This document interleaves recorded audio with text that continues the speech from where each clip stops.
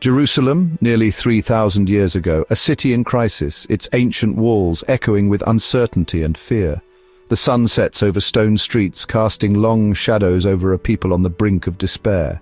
King Ahaziah is dead, the royal line of David is nearly wiped out, and fear grips the people.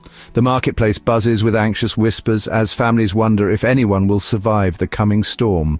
Into this chaos steps Queen Athaliah, mother of the slain king and daughter of Ahab and Jezebel. Her reputation precedes her. She is known for her cunning and her iron will. Seizing the moment, she orders the execution of all royal heirs, her own grandchildren. The palace, once a place of celebration, is now filled with cries of terror and betrayal. The palace becomes a place of terror. Shadows creep along the corridors, and trust is shattered among those who once called it home. Athaliah's betrayal is total, her ambition ruthless. She rules with a cold heart, silencing any who dare oppose her.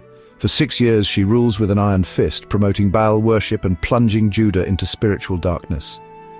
The people's faith is tested as ancient traditions are swept aside. The promise to David seems broken. The throne sits empty, the royal seal shattered, and hope appears lost.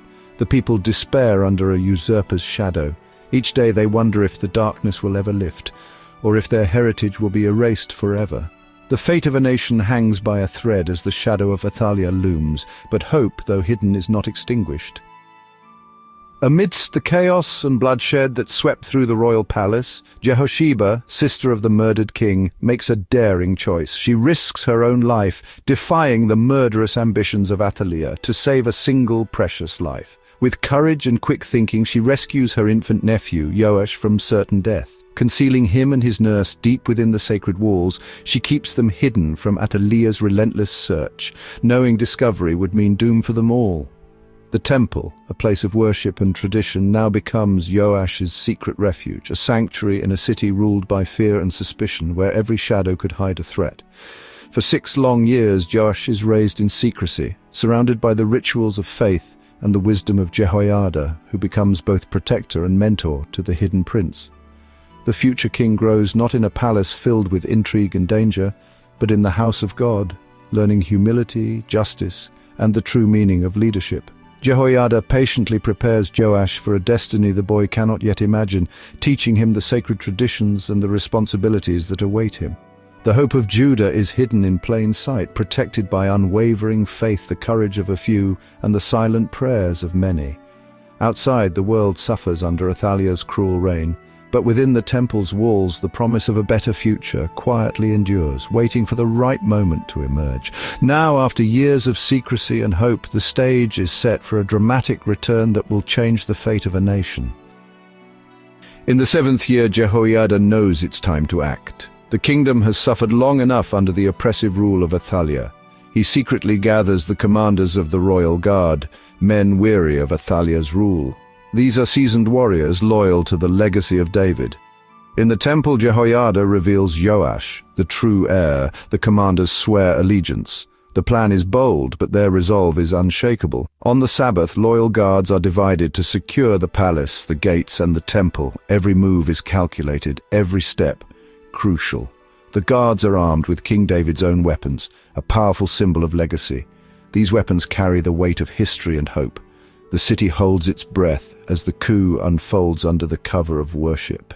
The tension is palpable, the air thick with anticipation. The guards take their positions, hearts pounding with hope and fear. They know the stakes are high. Jehoyada's strategy is precise, his faith unwavering.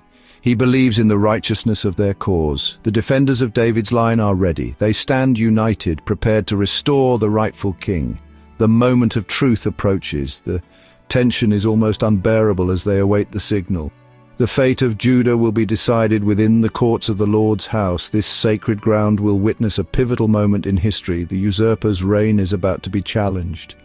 Athaliah's grip on power is slipping. The true king is about to be revealed. A new dawn is on the horizon for Judah. The temple erupts as Jehoyada crowns Joash, presenting him as king before the people. The soldiers and priests anoint him, shouting, "Long live the king!" A cry of hope echoing through Jerusalem. Athaliah hears the uproar and rushes to the temple, only to see Joash crowned and the people rejoicing. In fury she cries, "Treason! Treason!" But her power is gone. Jehoyada commands her removal. She is executed outside the temple, ending her bloody reign.